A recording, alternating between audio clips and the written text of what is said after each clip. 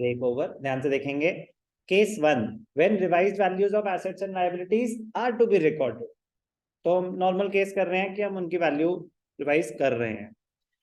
Account का नाम क्या रहेगा? Revaluation account, also known as profit and loss adjustment account. नाम याद रहेंगे, क्योंकि क्या होता है, पीएनएल अप्रोप्रिएशन अलग है बिल्कुल, वो फंडामेंटल्स का था। इसको पीएनएल एडजस्टमेंट अकाउंट भी बोलते हैं। किसको? रिवैल्यूएशन अकाउंट को। Increase in the value of assets and decrease in the liabilities will be credited to the account, while decrease in the assets and increase in the liabilities will be debited. Unrecorded assets, अब ध्यान से देखना, ये important point आ गया। Unrecorded assets, unrecorded assets होते हैं जब हम रिकॉन्स्टिट्यूशन कर रहे थे तो हमने देखा कि अरे हमारे पास तो एक लैपटॉप पड़ा है, वो तो हमने अकाउंट्स में दिखाई नहीं रखा। एग्जिस्ट करता है बट बुक्स में रिकॉर्डेड नहीं है। एग्जिस्ट करता है, बुक्स में रिकॉर्डेड नहीं है, तो मतलब बुक वैल्यू है 0, क्योंकि जब बुक में आ ही नहीं रहा तो बुक की वैल्यू है 0। बट एक्चुअली तो एग्जिस्ट करता है बिजनेस में। इंक्रीज इन एसेट की तरह ट्रीट कर दिया जाएगा। किस तरीके से ट्रीट किया जाएगा? Increase in asset. आपकी वैल्यू तो 0 है और आपने देखा हमारे पास तो लैपटॉप है, उसकी वैल्यू 25,000 है, तो increase in asset by 25,000। Entry होती है asset account debited to revaluation. Asset debit क्यों हो रहा है? Increase in assets. Revaluation credit क्यों हो रहा है? Credit all incomes and gains.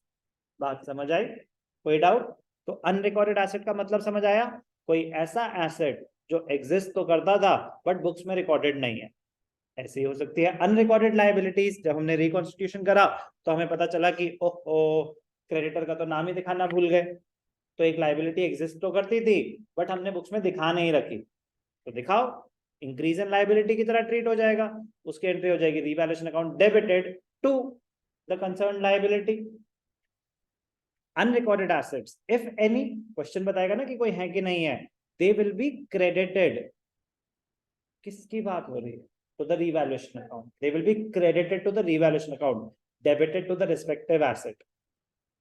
And unrecorded liabilities will be debited to this account. This account मतलब revaluation account. The balance in the account is gain if credit side is more than the debit side. अगर credit ज्यादा है तो क्या होगा आपका? profit on revaluation, और अगर डेबिट साइड ज्यादा है तो क्या होगा? Loss on revaluation. प्रॉफिट है तो पार्टनर्स को क्रेडिट हो जाएगा, लॉस है तो पार्टनर्स को डेबिट हो जाएगा।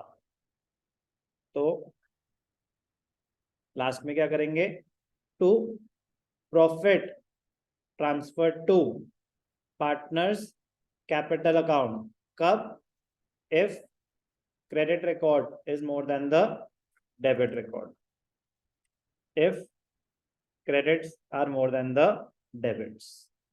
और अगर लॉस है तो अकाउंट के क्रेडिट, डेबिट ज्यादा है तो बैलेंसिंग में इधर आएगा ना, तो यहाँ पे क्या आ जाएगा? By loss transfer to partners capital account. ये कब होगा? If debits are more than the credits. If debits are more than the credits. कोई भी डाउट?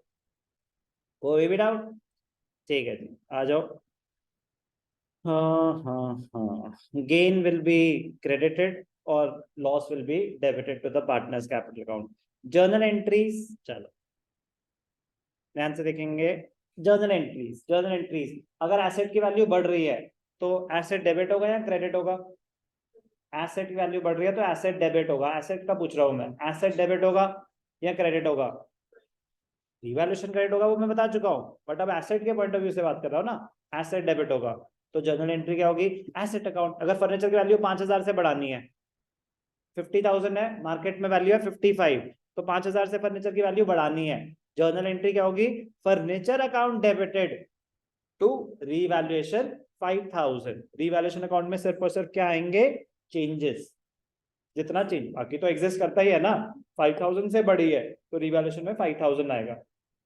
5,000 से कम हुई है तो एंट्री हो जाएगी revaluation account debited to that asset. Liability बढ़ रही है तो लायबिलिटी बढ़ रही है, increase in liability credited. Loss हुआ, रीवैल्यूएशन अकाउंट डेबिटेड, तो revaluation account debited to liability. Liability कम हो रही है, liability account debited to revaluation. अब ध्यान देंगे इंपॉर्टेंट पॉइंट, रिवैल्यूएशन में ये कंसिडर किया जाता है कि आपने क्या वैल्यू दिखा रखी है और एक्चुअली क्या है।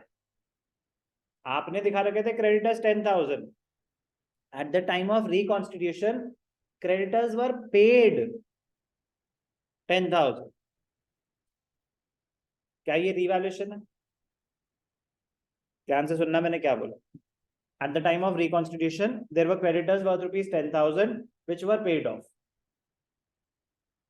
At the time of reconstitution, there were creditors worth rupees 10,000 which were paid off. मैंने कहा यार इनको देके खत्म कर।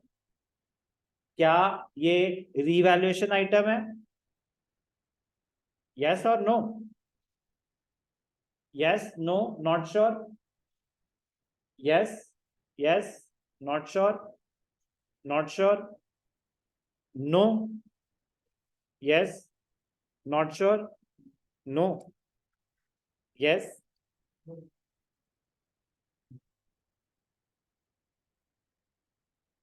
Correct answer is no. Why? आपने कोई गलत वैल्यू थोड़ी ना दिखा रखी थी। क्रेडिटर्स थे, उनको पैसे दे दिए, वो एक ट्रांजैक्शन है, वो रिवैल्यूएशन आइटम नहीं है, ट्रांजैक्शन है। ध्यान से सुनना, ट्रांजैक्शन क्यों है? क्रेडिटर्स को पैसे दिए, क्रेडिटर्स कम हुए, एसेट्स भी तो कम हुए, तो वो तो नॉर्मल एंट्री है। Creditors account debited to bank account, इतने से क्रेडिटर्स कम कर दो, इतने से अपना बैंक बैलेंस कम कर दो। It is not a revaluation item. Revaluation item कब होता? 10,000 के क्रेडिटर्स को 8,000 में सेटल कर दिया, तो मतलब 8,000 की लाइबिलिटी थी, मैंने 10,000 दिखा रखी थी, तो 2,000 से पहले वो रिवैल्यू होगी, फिर वो 8,000 से सेटल होगी, तो धीरे धीरे आएगा। तो बट मैं बस यही कह रहा हूं कि जरूरी नहीं है कि जो भी वैल्यू चेंज हो रही है वो रिवैल्यूएशन ही हो सकता है कोई ट्रांजैक्शन हो रही हो। 99% सिनेरियो में रिवैल्यूएशन होगी, बट 1% को आपके साथ खेल सकते हैं। तो क्वेश्चन को बड़े ध्यान से पढ़ना कि वो ट्रांजैक्ट, तो रिवैल्यूएशन मतलब आपने जो वैल्यू दिखा रखी है और एक्चुअली जो वैल्यू है वो अलग है, तो वो होती है रिवैल्यूएशन। आपने दिखा रखी थी फर्नीचर 50,000, फर्नीचर 50,000 का ही था, but at the time of reconstitution वो बेच दिया, that is not that is not revaluation, that is a normal transaction. Okay, wait out. Entries clear है? एंट्रीज क्लियर है?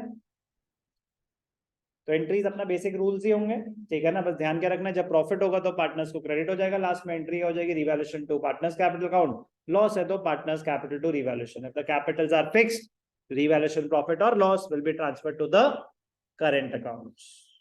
ओके, इंपॉर्टेंट है, बहुत ज्यादा इजी भी है, इजी भी है।